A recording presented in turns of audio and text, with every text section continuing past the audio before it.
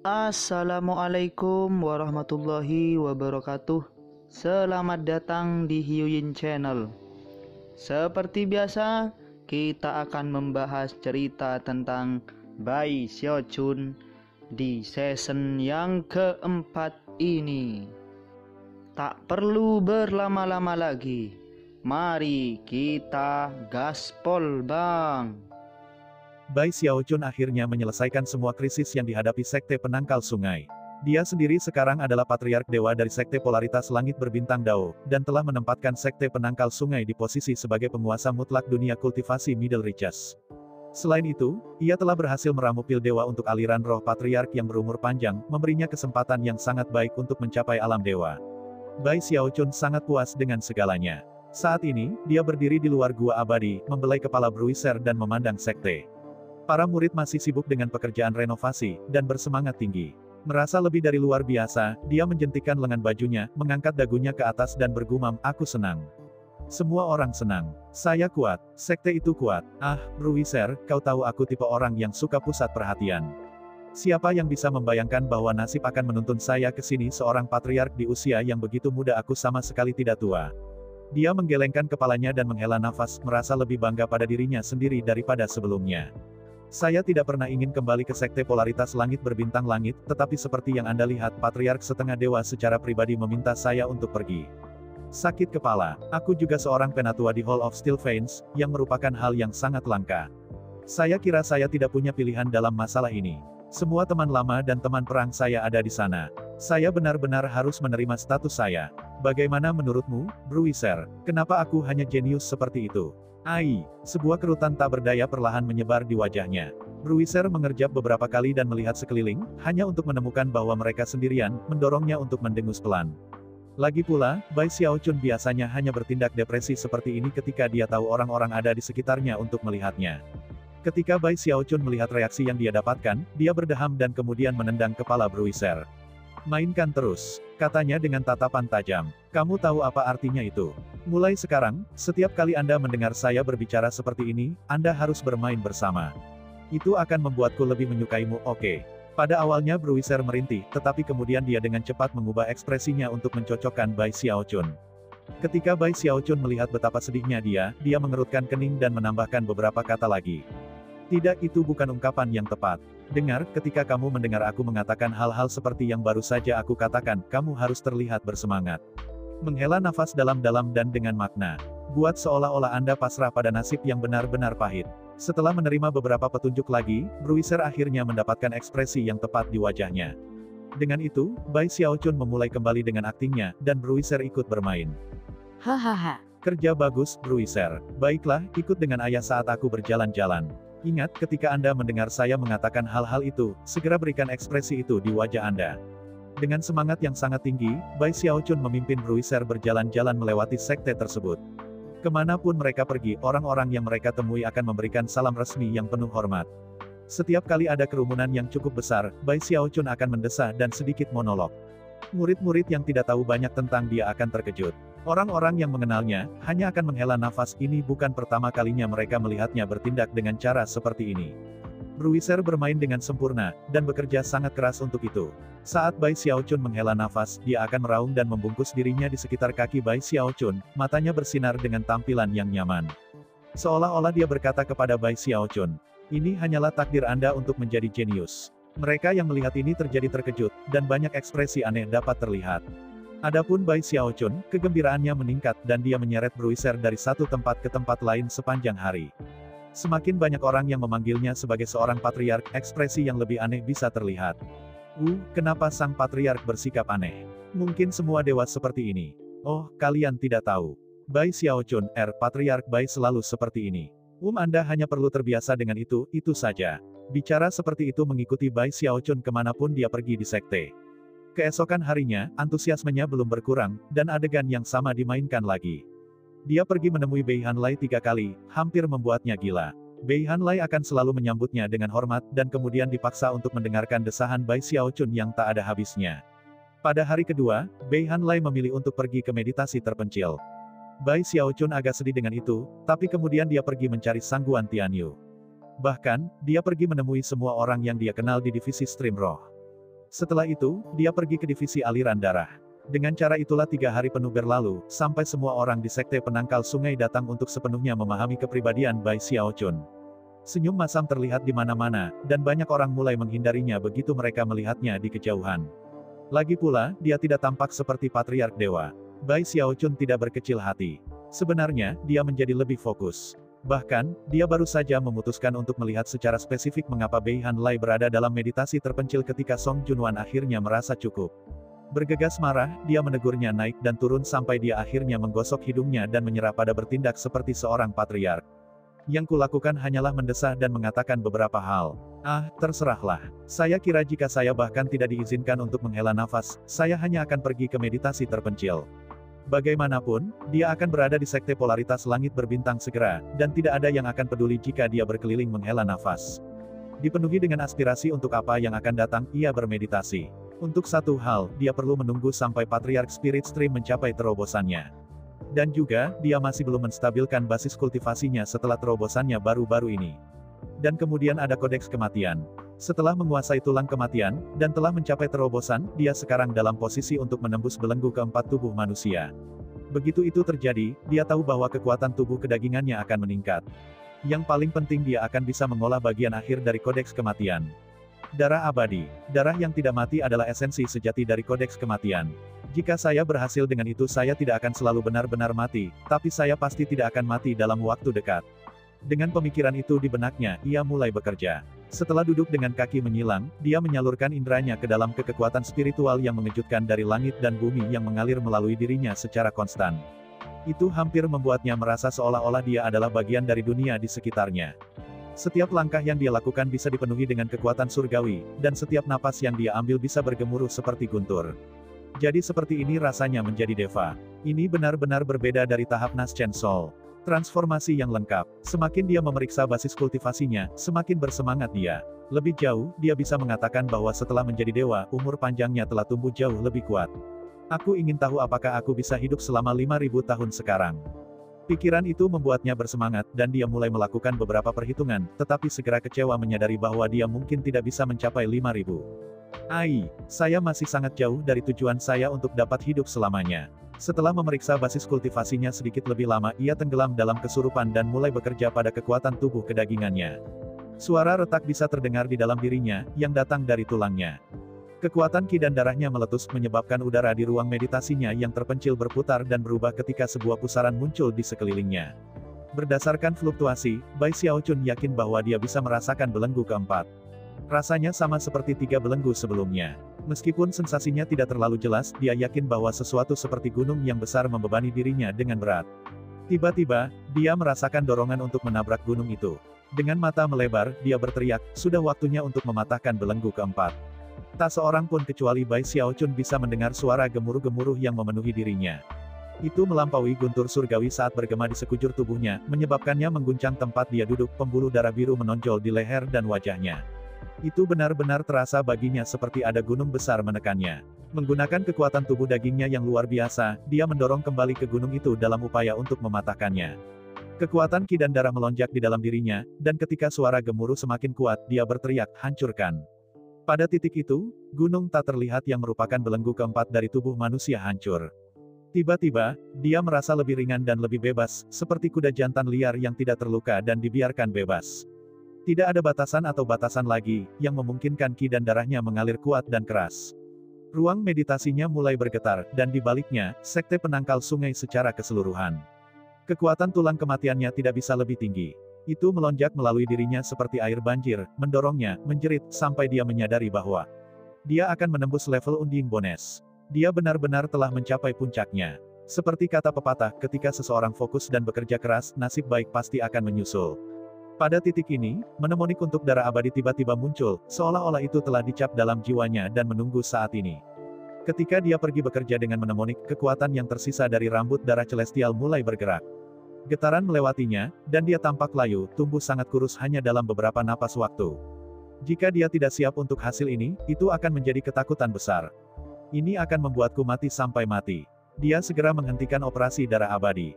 Untungnya, tidak ada apapun tentang teknik yang membuat itu tidak mungkin. Bahkan saat singkat yang telah berlalu meninggalkan wajahnya pucat, penglihatannya redup, dan telinganya berdering. Setelah waktu yang lama berlalu, dia pulih. Namun, wajahnya masih pucat, dan jantungnya masih berkedut karena ketakutan yang masih ada. Setelah memeriksa dirinya dalam dan luar, dia hampir menangis. Kekuatan hidupku. Kekuatan hidupnya yang sebelumnya berkembang pesat telah terkuras lebih dari setengahnya dalam waktu singkat. Itu tidak berlebihan seperti ini sebelumnya. Ini bahkan lebih menakutkan daripada Nyonya Merah Debu dan Song Junwan bergabung. Mengernyit, dia berpikir untuk menyerah pada mengolah darah abadi. Dia benar-benar khawatir bahwa dia tidak sengaja akan bunuh diri sebelum menguasainya. Jangan bilang aku harus melewati seluruh situasi lain menggunakan Eternal Parasol. Dia memukul dahinya dengan jengkel. Kodeks tanpa kematian ini adalah teknik terburuk yang pernah ada. Menurut saya intinya adalah mengubah orang-orang baik menjadi penjahat. Tertekan, dia memikirkan kembali bagaimana dia pernah menjadi anak muda yang murni dan naif, hanya untuk mulai mengolah kulit kematian, dan berubah menjadi ayam pencuri ayam. Dan kemudian ada waktunya di Sekte Aliran Darah ketika dia menyelinap di gua-gua abadi orang lain, mencuri ki dan darah untuk Raja Surgawi yang abadi. Setelah itu muncul Undine Tendons, di mana dia menggunakan pil meramu di tembok besar sebagai garis depan untuk menggelapkan semua yang dia butuhkan. Dan akhirnya, di Willlands, dia telah menjadi pemburu ganas kekuatan hidup untuk menyelesaikan tulang kematian. Apakah semua itu sepadan? Lagi pula aku orang yang baik. Mungkin menguasai tulang kekal cukup baik. Cukup mengagumkan sendiri, sambil menghela nafas, dia sekali lagi mulai meninjau mnemonik untuk darah abadi. The Undine Blood adalah level terakhir dari Kodeks Undine, dan merupakan langkah terakhir untuk menguasai teknik penuh. The Undine Skin memberikan kekuatan pertahanan yang luar biasa. Daging tanpa kematian meningkatkan kekuatan tubuh kedagingan ke tingkat yang mengejutkan. The Undine Tendon memberikan kecepatan dan kekuatan eksplosif, meskipun itu benar-benar hanya langkah pertama. The Undine Bones adalah yang kedua dalam nada yang sama. Efek dari lompatan kedua ke atas bahkan lebih jelas. Setelah dia menguasai tulang kematian, pertahanannya, kecepatannya, kekuatannya, dan segalanya telah mencapai puncaknya. Pada saat itu, dia memiliki kekuatan tubuh daging tingkat dewa, sampai pada titik di mana, dikombinasikan dengan basis kultivasinya, akan sangat sulit bagi seorang dewa untuk menangkapnya jika dia ingin melarikan diri. Namun, pada saat itu, kodeksnya tidak tanpa cacat, juga tidak bisa dibunuhnya. Bagaimanapun, meskipun tingkat kekuatan mengejutkan yang dia perintahkan, dia bisa dengan mudah dikeringkan. Memanggil hanya dengan kepalan kaisar yang tidak mati akan membuatnya hampir tidak berdaya. Meskipun dia tangguh, dan sulit terluka, dia masih membutuhkan waktu pemulihan jika dia terluka. Selain itu, sebagian besar cedera yang memengaruhinya akan sangat serius. Tapi sekarang dia bisa mengolah darah abadi, kelemahan-kelemahan itu menghilang. Mengolah darah yang tidak mati adalah suatu proses di mana semua darah dalam tubuh seseorang digantikan, setetes demi setetes. Mungkin terdengar dramatis, tetapi begitu itu terjadi, seseorang yang mengolah kodeks kematian akan mengalami kesulitan kehabisan daya. Mudah dibayangkan betapa kuatnya gemetar bumi, kepalan tangan Fis Kaisar yang tak terbenam dalam situasi itu. Tentu saja, darah yang tidak mati juga membawa dorongan yang signifikan dalam kekuatan tubuh kedagingan secara keseluruhan. Tapi itu yang kedua, manfaat paling signifikan adalah peningkatan dramatis daya pemulihan. Setelah menganalisis informasi itu, Bai Xiaochun berpikir kembali seperti apa rasanya ketika dia menggunakan tinju Kaisar yang mati. Dan kemudian, dia tidak bisa membantu tetapi mengantisipasi seperti apa rasanya menggunakannya dengan manfaat darah abadi. Dan kemudian ada manfaat generasi. Berpasangan dengan kekuatan mengejutkan yang akan dimilikinya, dan dia akan menjadi orang yang bisa dibunuh oleh beberapa orang di surga dan bumi. Demigods akan lari dariku, dan aku bahkan bisa menyebabkan sakit kepala besar bagi surgawi. Antisipasi Bai Xiaochun terus tumbuh.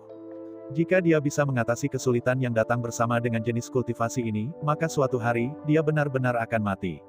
Pikiran itu menyebabkan matanya berubah menjadi merah total. Aku tidak peduli bagaimana aku melakukannya. Itu semua untuk tujuan saya untuk bisa hidup selamanya aku akan bangkrut. Matanya bersinar dengan tekad penuh. Namun, dia tidak melanjutkan berkultivasi saat ini bukan waktu yang tepat. Itu tidak berarti dia tidak bisa mencari pencerahan teknik ini. Bagaimanapun, itu akan menjadi cara terbaik untuk memastikan bahwa usahanya berjalan lancar. Darah yang abadi tidak dibagi menjadi beberapa level seperti bagian lain dari naskah kuno itu. Intinya, tujuan darah abadi adalah menggantikan darah saat ini di tubuh seseorang. Pada saat itu, setiap tetes darah di dalam diriku akan menjadi tak terbatas seperti danau besar. Darah dibagi menjadi persentase setelah aku mengganti 100% darahku, aku akan selamanya tidak bisa dihancurkan, darah abadi. Penelitiannya yang amat tentang informasi dan mnemonik dari darah yang tak mati membutuhkan waktu beberapa hari. Pada saat itu, dia mendongak sejenak lalu menamparkan tasnya untuk menghasilkan beberapa pil obat. Aku akan mencoba sekali lagi. Tapi kali ini, aku akan ekstra hati-hati. Dari sikapnya, hampir seperti dia akan memasuki duel berbahaya. Dengan mata merah, ia memanfaatkan kekuatan tubuh kedagingannya. Ketika dia melakukannya, dia menemukan bahwa bukannya pusaran air di dalam dirinya, ada banyak pusaran air. Setiap tetes darah adalah pusaran air yang melahap kekuatan hidupnya. Dia hampir menangis ketika itu terjadi. Itu terutama benar ketika dia menemukan bahwa kekuatan pil obat apapun yang dia konsumsi langsung dihisap oleh pusaran. Dia dengan cepat mengakhiri sesi kultivasi. Namun, saat itulah rahangnya tiba-tiba jatuh, dan dia melihat ke arah divisi aliran darah, dan leluhur darah. Karena Bai Xiaochun telah begitu terlibat dengan darah abadi, dan kecepatan mengejutkan yang menguras tenaga hidupnya, ia gagal menyadari sesuatu yang terjadi dengan leluhur darah. Pada saat ini, dia merasakan sensasi kesedihan dan kemarahan di dalam dirinya, serta tingkat fokus yang mendalam. Selanjutnya, lolongan yang mengguncang surga tiba-tiba muncul di telinganya. Tahan napas hari ini, bangun besok. Saat aku bangkit aku akan bertarung. Beberapa kata singkat itu menyebabkan sensasi keheranan yang mendalam untuk mengisi Bai Xiaochun. Bahkan, dia hampir merasa seolah-olah kata-kata itu berasal dari dalam dirinya sendiri. Fluktuasi ki dan darah di dalam kata-kata itu sama dengan miliknya.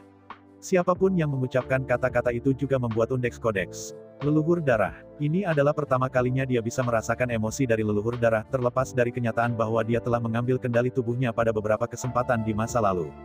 Tiba-tiba, dia merasakan keinginan untuk melakukan pertempuran, dan bisa merasakan darahnya mengalir deras melalui nadinya. Untuk beberapa alasan, sepertinya leluhur darah memanggilnya. Selain itu, dia hampir yakin bahwa dia bisa merasakan fluktuasi serupa lainnya. Mereka lebih lemah, dan di daerah yang berbeda, tetapi mereka benar-benar mengandung fluktuasi yang sama. Fluktuasi itu datang dari dua daerah yang berbeda, keduanya dalam sekte penangkal sungai. Hanya perlu beberapa saat baginya untuk menyadari bahwa salah satu sumber itu adalah monyet di sekte penangkal sungai. Yang lainnya adalah kelinci yang berbicara di sekte aliran darah. Kesadaran ini mengejutkannya sampai ke inti. Ketika dia terus mempelajari situasi, dia menyadari bahwa ada fluktuasi kekuatan kehidupan lain di daerah lain yang cocok dengan leluhur darah dan semuanya akrab. Di satu lokasi, dia melihat seekor burung. Di lain, harimau dengan sayap. Dia melihat angsa besar berdiri menjaga sesuatu. Bagaimana dia bisa melupakan binatang-binatang itu? Mereka adalah makhluk yang sama yang telah berubah setelah dia memberi mereka pil obat khusus. Bagaimana ini mungkin? Katanya sambil terkesiap. Dia merosot di tempat, butiran-butiran keringat muncul di dahinya saat dia mengakhiri sesi kultivasinya. Setelah menghentikan semua aktivitas yang berhubungan dengan darah abadi, hubungannya dengan leluhur darah dan semua hewan kecil lenyap. Sejenak berlalu, namun, ekspresi kebingungan di wajahnya tetap. Apakah semua hewan itu terhubung dengan leluhur darah entah bagaimana? Tiba-tiba, dia menyadari bahwa ada beberapa misteri mendalam yang terbungkus dalam masalah itu dari tahun yang lalu. Apa sebenarnya yang terjadi di sini? Pikirnya. Setelah berpikir lagi, dia bangkit dan bergegas ke divisi aliran darah. Segera, dia berdiri di bahu leluhur darah. Biasanya, hanya patriark yang memenuhi syarat untuk sedekat ini dengan leluhur darah yang terhormat. Karena itu, Bai Xiaochun benar-benar sendirian. Terengah-engah, dia meraih ke bawah dan meletakkan tangannya ke kulit leluhur darah, namun, tidak ada jumlah penyelidikan mengungkapkan jejak kekuatan hidup. Bai Xiaochun bahkan mulai bertanya-tanya apakah apa yang dia rasakan sebelumnya adalah ilusi. Tidak mungkin aku salah, gumamnya. Setelah hening sejenak, dia benar-benar memasuki tubuh leluhur darah, mengikuti rute yang sudah dikenalnya dari masa lalu sampai dia berada di rongga jantung. Beberapa waktu kemudian, dia muncul ke tempat terbuka. Perjalanannya benar-benar sia-sia. Tahan napas hari ini, bangun besok. Apakah leluhur darah tidak binasa? Emosi campur memenuhi mata Bai Xiaochun. Setelah Gravekeeper telah menyerahkan mantel Kaisar Neraka ke Bai Hao, dan setelah mengetahui kisah surgawi, pemahaman Bai Xiaochun tentang dunia telah berubah. Dia mengetahui bahwa ada banyak rahasia yang tidak dia ketahui. Tetapi sekarang dia datang untuk mengetahui bahwa ada lebih banyak rahasia lagi. Dan bagaimana dengan Du Lingfei? Apa yang dia lakukan di tempat kecil seperti Spirit Stream Sect? Apakah itu ada hubungannya dengan sekolah dingin di utara? Jika demikian, mengapa dia pergi ke sekte aliran darah setelahnya? Pertanyaan itu telah menggerogoti dirinya selama bertahun-tahun. Meskipun dia sampai pada kesimpulan bahwa itu ada hubungannya dengan roh sejati dari sekte Stream Roh, bayi perempuan itu, sekarang dia tidak begitu yakin. Dia berdiri di sana dalam pikiran, kabut pikiran mengalir di kepalanya. Waktu berlalu, meskipun dia tidak yakin berapa banyak. Pada satu titik, suara seperti guntur teredam bisa terdengar dari salah satu puncak gunung di divisi Stream Roh. Saat suara menyebar, banyak murid memandang dengan kaget. Itu juga mengganggu jalan pikiran Bai Xiaochun, dan dia melihat ke divisi Stream Spirit, matanya bersinar. Stream Roh Patriark, gumamnya. Suara itu datang dari fasilitas meditasi terpencil, di mana aliran roh Patriark berusaha untuk mencapai alam dewa. Fluktuasi mengejutkan muncul, serta aura menakjubkan yang tumbuh lebih kuat dengan setiap momen yang lewat. Patriark akan menerobos. Sekte penangkal sungai akan memiliki dewa lain. Dia pasti akan berhasil. Para penatua sekte semua bergegas untuk berdiri sebagai pelindung Dharma termasuk Li Qinghou. Aliran darah patriark dan dua patriark lainnya juga hadir. Terobosan patriark Spirit Stream adalah masalah yang paling penting bagi sekte. Syukurlah, formasi mantra besar baru saja diperbaiki, dan itu diaktifkan untuk memastikan bahwa tidak ada kecelakaan terjadi. Para murid gemetar karena kegembiraan, dan berdoa semoga semuanya menjadi baik. Bai Xiaochun mengubur pikiran dan pertanyaannya tentang leluhur darah, dan fokus pada masalah penting stream roh patriark. Karena cara unik dia telah mencapai terobosannya sendiri, dia tidak mengalami apa yang sedang dialami patriark Spirit Stream, dan karena itu, tidak dapat memberikan saran apapun. Yang bisa ia lakukan hanyalah mengandalkan kekuatan basis budidayanya untuk memberi perhatian, dan siap untuk memberikan dukungan yang diperlukan. Namun, itu bukan sia-sia bahwa aliran roh patriark telah hidup selama bertahun-tahun. Lagi pula, dia sendirian memimpin sekte kecil keluar dari wilayah Delta Clover Reaches, sebuah sekte yang telah tumbuh dan berkembang hingga berada pada posisi saat ini di Middle Reaches. Dia adalah patriark top dalam sekte itu, seseorang dengan pengalaman yang mendalam, dan sangat memenuhi syarat dalam hal basis kultivasi. Satu-satunya hal yang kurang di masa lalu adalah kesempatan yang tepat. Bai Xiaochun telah memberinya kesempatan itu, dan tentu saja, dia memanfaatkannya tanpa ragu-ragu. Gemuruh-gemuruh bergema saat aura Patriark Spirit Stream tumbuh lebih kuat. Pada saat ini, keinginannya telah mencapai titik untuk dapat sepenuhnya menyatu dengan langit dan bumi. 70%, 80%, 90%, fluktuasi basis kultivasinya tumbuh lebih kuat dengan setiap saat yang berlalu. Saat semua orang di sekte penentang sungai memperhatikan, Bai Xiaochun menghela napas lega, dan tersenyum. Saat dia melakukannya, kehendak Patriark Spirit Stream menyatu sepenuhnya dengan surga dan bumi. Awan mendung, tetapi tidak ada kesusahan surgawi muncul. Hanya ada wajah besar yang melayang tinggi di langit. Itu adalah wajah Patriark Spirit Stream. Emosi terlihat di matanya saat dia menatap semua makhluk hidup di bawah ini. Mulai sekarang aku akan selalu melindungi rumahku. Sekte penangkal sungai. Suaranya dipenuhi dengan tekad, fokus, iman, dan ketulusan. Patriark Spirit Stream baru saja mengucapkan sumpah Dao. Bahkan ketika suaranya terus bergema, kehendaknya menarik diri dari surga dan bumi.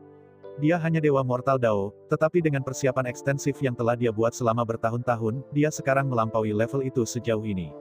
Dia sebenarnya sekuat seperti bumi Dao Deva Realem awal. Kepala keluarga, kepala keluarga, kepala keluarga. Para murid dari sekte penangkal sungai meletus untuk bersorak.